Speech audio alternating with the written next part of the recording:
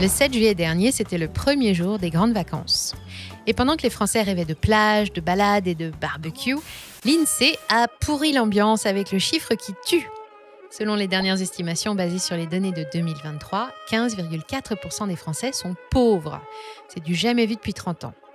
En une année seulement, 650 000 personnes ont basculé dans la misère, l'équivalent d'une ville comme Lyon. Et le chiffre fait d'autant plus réfléchir que ça se produit dans la 7e économie mondiale, un pays avec un PIB par habitant élevé et un chômage au plus bas depuis 15 ans. Pourtant, c'est un fait, près de 10 millions de Français survivent avec moins de 1 288 €. Depuis 50 ans, la France est abreuvée du rêve républicain. Travaille dur, fais des études et tu t'en sortiras. Mais la réalité, c'est que des diplômés dorment dans leur voiture, des travailleurs à temps plein font la queue au Resto du Cœur et une famille monoparentale sur 3 vit sous le seuil de pauvreté. Face à cette réalité brutale, de plus en plus visible dans notre quotidien, une question revient. Quand on est pauvre en France en 2025, existe-t-il encore un moyen de s'en sortir ? Ce que vous allez voir durant les 15 prochaines minutes, c'est la carte routière de la pauvreté en France. Qui tombe dedans, pourquoi ils y restent et surtout comment certains réussissent à s'échapper de cette prison invisible. Pauvre un jour, pauvre pour toujours ? C'est pas si sûr. Mais avant de plonger dans le vif du sujet, si vous êtes sur notre chaîne, c'est que vous cherchez des réponses, des vraies, pas les discours officiels qui vous endorment. Chaque semaine sur Money Radar, je décode les mécaniques cachées de l'argent dans le monde, les trucs qu'on ne vous dit pas, les pièges qu'on ne vous montre pas. Pourtant, 73% d'entre vous continuent de regarder nos vidéos sans être abonnés. Si vous voulez mieux comprendre les mécanismes qui dirigent le monde, abonnez-vous, c'est gratuit, ça prend 2 secondes et ça pourrait vous éviter des années de galère. Changez ça maintenant. Bienvenue sur Money Radar.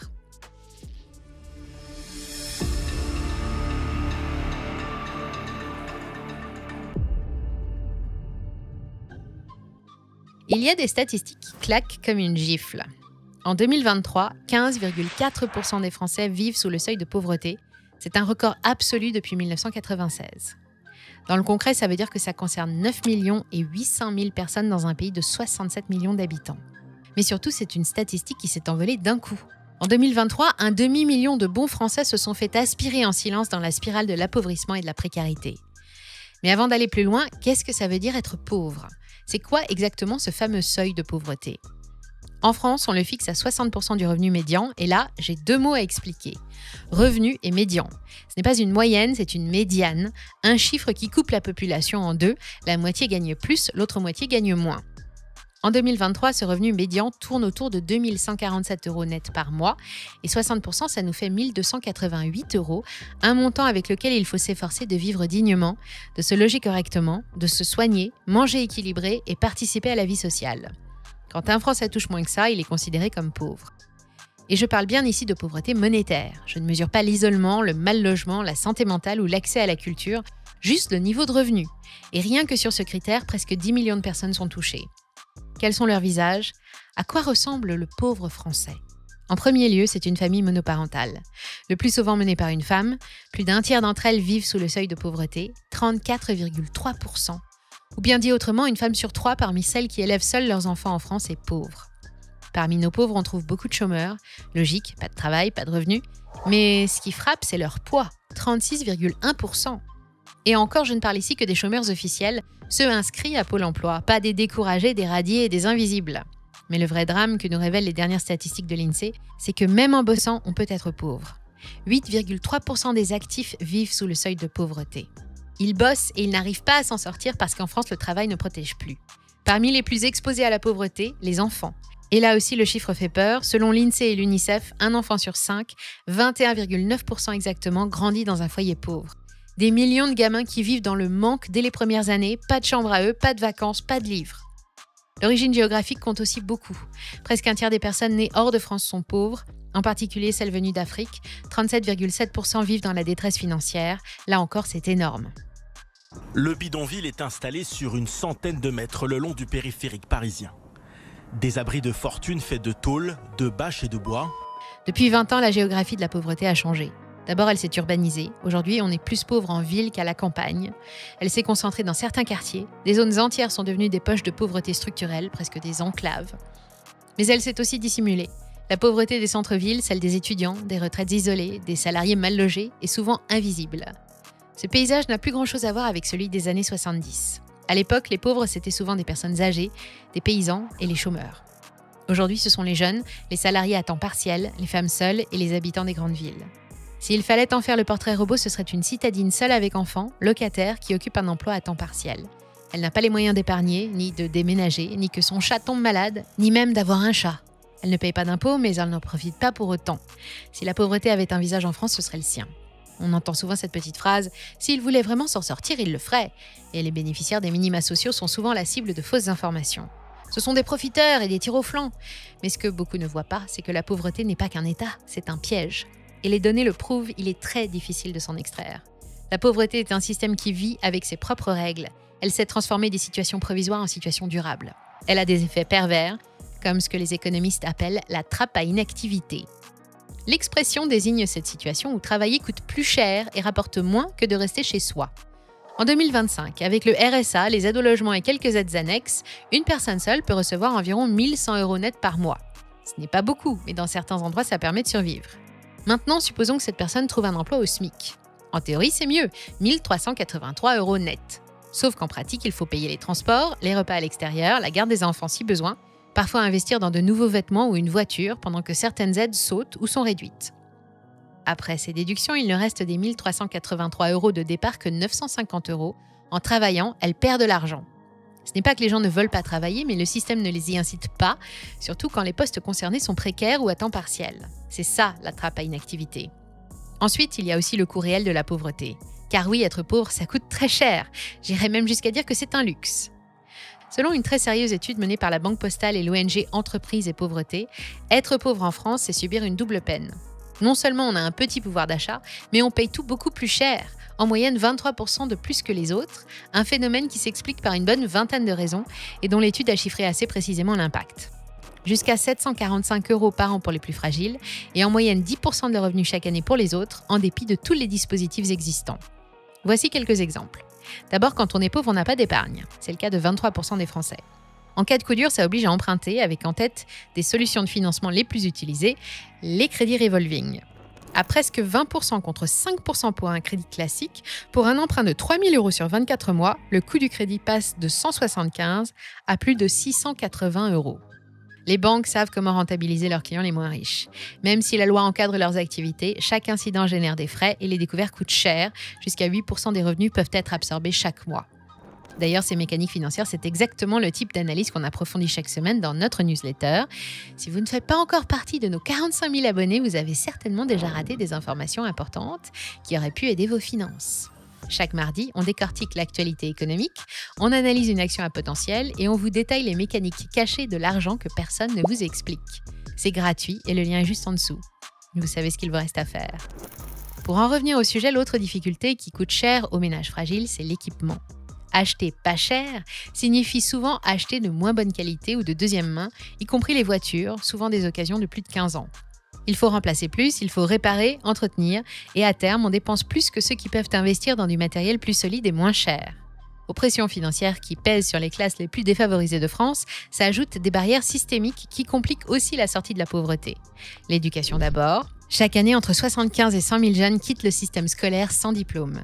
Mais même ceux qui poursuivent leurs études reçoivent peu, voire pas du tout de formation à la gestion de l'argent. Pas de cours sur le crédit, les assurances, la gestion d'un budget ou la fiscalité. Ces lacunes pèsent lourd quand vient le moment de faire les premiers choix financiers.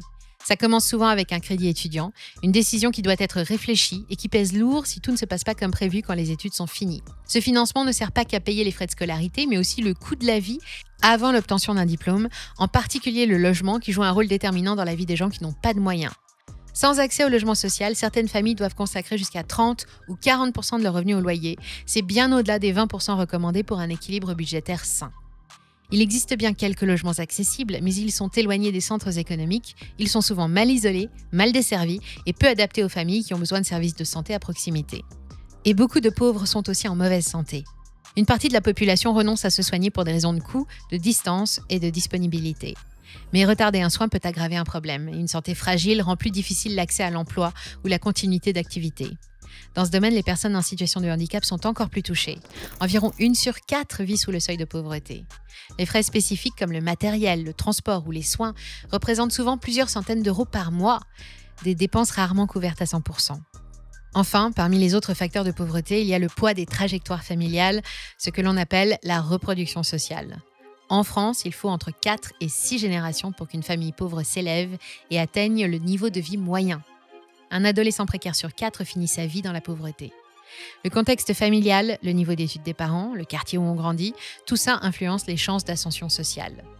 L'absence de réseau joue aussi beaucoup. Sans contact, sans piston, sans modèle à suivre, l'accès à certains milieux reste vraiment compliqué. Ce n'est pas une question de capacité, mais de capital social. Et parfois, les ambitions se limitent d'elles-mêmes. Pas par manque d'envie, mais par manque de repères ou de culture. Comment avoir envie d'exercer un métier dont on ne connaît même pas l'existence ? La pauvreté s'auto-entretient, c'est pourquoi il est aussi difficile de s'en extraire que de lutter contre elle. Difficile, mais pas impossible, comme je vais vous l'expliquer maintenant. Il faut rester positif. Pour une poignée de nouveaux millionnaires qui naissent en France chaque décennie, il y a plus de centaines de milliers de pauvres en face qui parviennent à se sortir de la galère. Pour comprendre comment ils s'y prennent, je vais d'abord devoir balayer quelques idées reçues. On a tous entendu les mêmes conseils, travaille plus dur, fais des études et mets de l'argent de côté. Eh bien ça marche pas. La recette traditionnelle pour sortir de la pauvreté ne fonctionne plus. Travaille plus dur, sauf qu'on le voit avec la trappe à inactivité, le travail paye moins, le système actuel ne récompense pas toujours l'effort et c'est surtout visible au bas de l'échelle. Fais des études, d'accord, mais dans beaucoup de secteurs, le diplôme n'est plus un passeport garanti vers la classe moyenne.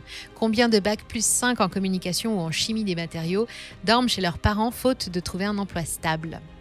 Enfin, économise. Je veux bien, mais difficile quand il reste 30 € en fin de mois et encore, je suis large, on ne constitue pas un capital avec du vide. Ces conseils, donnés par des gens qui n'ont jamais été pauvres, partent souvent d'un bon sentiment. Mais ils ignorent complètement les contraintes du réel. Ce n'est plus le salariat qui paye dans notre économie ultralibérale, parce qu'il ne distribue plus les richesses correctement. Il a été remplacé par l'investissement. C'est lui qui crée des fortunes depuis 40 ans. Or, les pauvres n'ont pas accès à l'investissement, ils n'ont pas d'argent à placer, ni les moyens d'attendre 2 ans qu'un marché remonte après une crise, voire plus. Et si par chance, ils héritent d'un oncle d'Amérique, ils n'ont aucune formation financière et ne savent pas comment placer cet argent pour qu'il rapporte, qu'il grossisse et qu'il dure le plus longtemps possible. La vérité, c'est que le système n'est pas fait pour que chacun s'en sorte. Il est conçu pour maintenir un équilibre, pas pour encourager l'émancipation individuelle. Et c'est pourquoi il ne faut pas attendre d'aide de l'État, qu'elle propulse les exclus de l'économie au classement des fortunes de France. Mais s'en échapper n'est pas impossible. Alors, que faire ? Il existe 3 leviers qui, eux, produisent des résultats, mais ils demandent un changement de perspective. Premier levier, comprendre le système pour ne pas le subir. Ce qu'on n'apprend pas à l'école, c'est vendre. Se vendre. Ses idées, son temps et ses compétences. Mais ça peut s'apprendre seul. Des ressources gratuites en ligne existent. Il faut aussi comprendre ce qu'est la dette, la voir non pas comme celle qui écrase, mais comme celle qui finance un actif qui enrichit.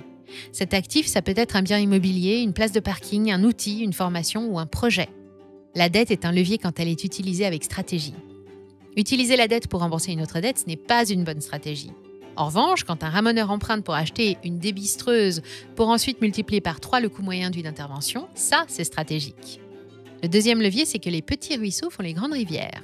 Ceux qui s'en sortent le mieux sont ceux qui se constituent des revenus d'appoint, même minimes, plusieurs sources qui se cumulent pour former un petit surplus de trésorerie chaque mois. Petit à petit, ces revenus s'accumulent et permettent de franchir des étapes sans mettre en péril ce qu'on a déjà. Et tant que c'est possible, il faut conserver les aides. Ce n'est pas tricher, c'est optimiser la transition. Passer d'un statut à l'autre progressivement sans chute brutale. Enfin, troisième levier, changer de mental. Sortir de l'étiquette « je suis pauvre ». Non, être pauvre, c'est une situation, ce n'est pas une identité. Cherchez des modèles, des gens qui ont grandi dans les mêmes conditions et qui s'en sont sortis.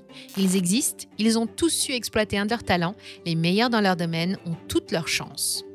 Il faut aussi accepter un fait dur mais réel. Souvent, même avec beaucoup de talent, on échoue. C'est le cas de 80% des plus pauvres parmi les Français. C'est injuste, mais c'est comme ça. L'enjeu, c'est de faire partie des 20% qui comprennent le système et qui s'en servent pour s'en sortir. Bon, on a fait le tour, les chiffres, les pièges, les solutions. Maintenant, soyons honnêtes 2 secondes. Si vous regardez cette vidéo confortablement installée avec votre matcha glacé au lait d'avoine à 7 € en vous disant c'est terrible pour eux, cette vidéo n'est pas pour vous. Si vous la regardez en sachant exactement de quoi je parle parce que vous le vivez, alors écoutez bien. Votre situation n'est pas de votre faute. Mais en sortir, c'est votre responsabilité. Le système ne vous aidera pas, l'État ne vous sauvera pas, les riches ne partageront pas. Vous avez 3 options. Attendre un miracle. Spoiler, il n'arrivera pas. Accepter et survivre, c'est ce que font 80%. Comprendre et agir, c'est ce que font les 20% qui s'en sortent. Je ne peux pas choisir pour vous, personne ne le peut. Mais ce que je sais, c'est ce que vous ferez maintenant, que vous savez tout ça, conditionnera où vous serez dans 5 ans. Si cette vidéo vous a ouvert les yeux, abonnez-vous, pas pour me faire plaisir, mais parce que chaque semaine, je décortique les mécaniques cachées de l'argent, les pièges qu'on ne vous montre pas, les stratégies qu'on ne vous enseigne pas. Cliquez sur la cloche parce que la prochaine vidéo pourrait être celle qui change votre trajectoire. Et si vous connaissez quelqu'un qui a besoin de voir ça, partagez. C'est gratuit, mais ça pourrait tout changer pour cette personne. C'était Moni Radar, on se retrouve très vite.